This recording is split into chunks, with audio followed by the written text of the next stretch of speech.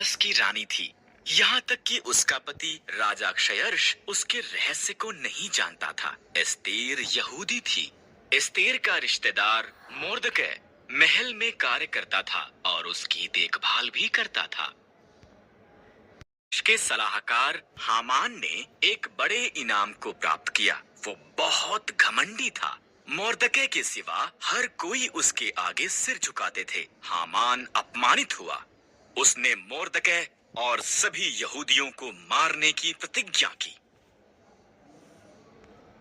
क्षयर्ष को बताया कि यहूदी खतरनाक थे और उन्हें मारना चाहिए। क्षयर्ष सहमत हो गया और उन्हें मारने की एक योजना बनाई। मोर्दकै डर गया था और रानी एस्तेर को ये संदेश भेजा।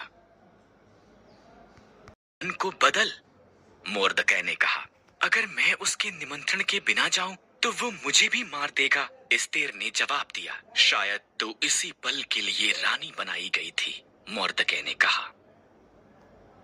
हामान उसके पिछले आंगन में एक बड़े खंभे का निर्माण कर रहा था। उसने इस पर मोर्दकै को मारने की योजना बनाई थी। तब राजा का निमंत्रण आया, इसलिए हामान रात के खाने के लिए महल में गया। के साथ ये प्रयास करने के लिए सहमत हुई। वो सिंहासन के कमरे में गई। राजा क्षयर्ष उसकी सुंदरता से चकित हुआ और उसे अंदर निमंत्रण दिया। क्या हम हामान के साथ रात का खाना खा सकते हैं? पिछले आंगन में एक बड़े खंभे का निर्माण कर रहा था। उसने इस पर मोर्दकै को मारने की योजना बनाई थी। तब राजा का निमंत्रण आया, इसलिए हामान रात के खाने के लिए महल में गया। और मेरे लोगों यहूदियों को मारना चाहता है, एस्तेर ने राजा क्षयर्ष को बताया। कौन ऐसी बात करेगा? उसने पूछा। दुष्ट हामान, एस्तेर रोई। हामान, सिपाहियों, उसे मार दो।